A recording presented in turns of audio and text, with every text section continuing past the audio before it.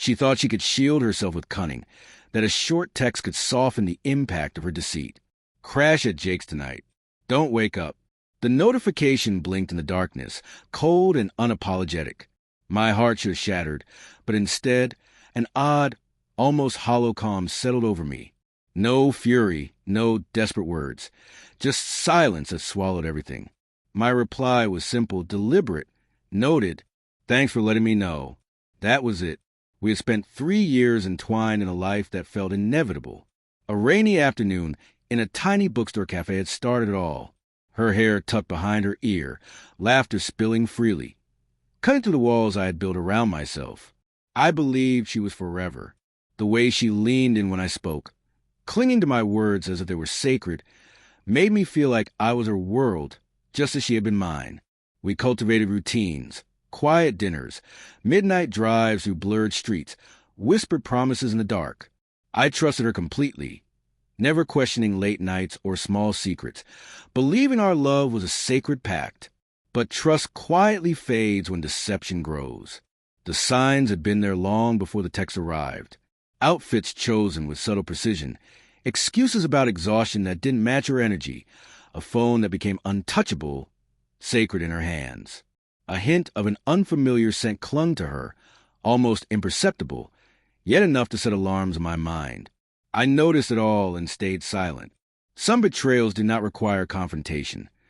They revealed themselves in plain sight.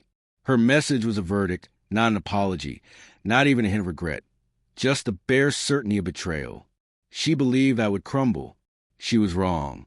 I didn't scream. I didn't rage. I didn't drown in alcohol or slam doors. I sat, centered, calm, and began to plan. Revenge is not a firestorm. It is meticulous, methodical.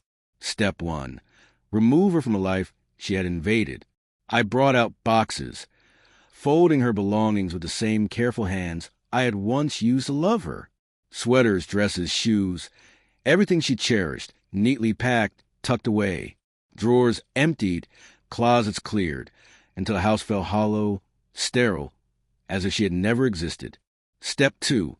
Return her world to its rightful owner. At midnight, I loaded the boxes into my car and drove through empty streets. At Jake's door, I set them down with care, rang the bell once, and vanished into the shadows. No note, no explanation, just a silent reminder of everything she had left behind. At 3:07 a.m., her name appeared on my screen. I let it ring twice before answering. Her voice was raw, trembling with panic. "Where are you? Why are my things at Jake's?" I smiled faintly in the dark. "I just returned what belongs to him. That includes you." Silence hung heavy. Then the familiar pleading. "It's not what you think. I can explain. They always say that, as if betrayal is a puzzle to solve. But I already had the answer. You chose when you sent that message. I just made sure you confronted it." Her sobs filled the line, frantic and desperate, but no amount of tears could undo her decisions. I hung up. In the following days, she tried every trick, calls, texts, showing up at my door. Not once did I respond. Jake didn't keep her. Men like him never do. For him, she was a fleeting excitement. For me, she had been my sanctuary, my home, my constant. That was the difference. I knew when to leave. Revenge isn't chaos. It is quiet clarity. It is letting them watch as they collapse the world they built, without you being a part of the fallout. She expected fury, a spectacle she could manipulate.